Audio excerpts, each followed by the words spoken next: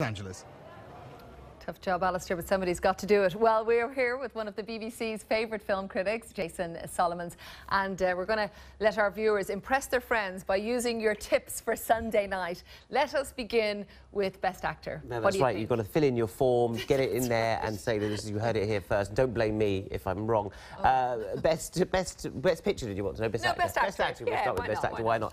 Well, as we saw in the report there, I think it's still quite an open race. I mean, nobody we do know. In some categories we do know, but Best Actor, it really is between Eddie Redmayne, our own Eddie Redmayne, playing Stephen Hawking in The Theory of Everything, and he's very much up against Michael Keaton. And last year, do you remember we had the sort of race between Chiwetel Ejiofor and Matthew McConaughey? And in the end, it was Matthew McConaughey who won out because he's kind of known in Hollywood. He's been round. He'll have lots of friends. Michael Keaton, for example, will have lots of friends in the Academy who he's worked with before because it's his sort of second time round. He's also giving a performance that he's never given before. So Eddie Redmayne's a bit of a newcomer in this. He does have in his favour the fact that he sort of played a very famous figure in a biopic, a figure who's extremely well known, and also he has a very physical kind of obvious role to play. And they always say, well, disability kind of always wins an Oscar award. But Michael Keaton's performance in Birdman is very, very powerful as well. But the very late comer to this party, although he's not won anything, is Bradley Cooper in American Sniper,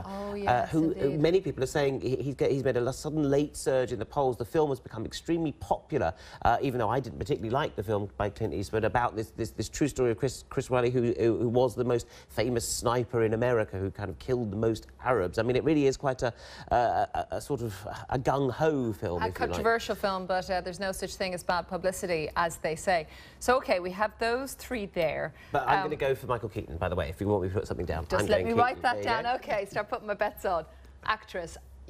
Actress, I would put my house on it. I would say that it's going to be Julianne Moore for her performance in Still Alice, in which she plays a woman who suffers from early onset Alzheimer's. Yes, I've read about this. And it's a terrific performance. The film's not out in the UK at the moment, or nor the rest of the world. It has been seen in America. It's a tremendous performance from an actress who I think the Academy have long wanted to reward, and sometimes she's found herself up against Meryl Streep, which is always a bit of a thankless task. She is a brilliant, brilliant actress, a supreme movie actress, also extremely glamorous as well. She always plays, to me, incredibly fragile characters. Yes, and this woman is sort of hanging on to the thread of life. I mean, all the fragility that we see in there. And I think she plays strong characters who kind of have a weakness in them and are about to snap. And that's what happens here in Still Alice. So it's a great Julianne Moore performance. OK, I won't argue over that one because I do want to get in, of course, Best Picture. Yeah, this is probably the hardest one of the lot. Many years we kind of know what's going to happen. And it sort of boils down to a race between two pictures.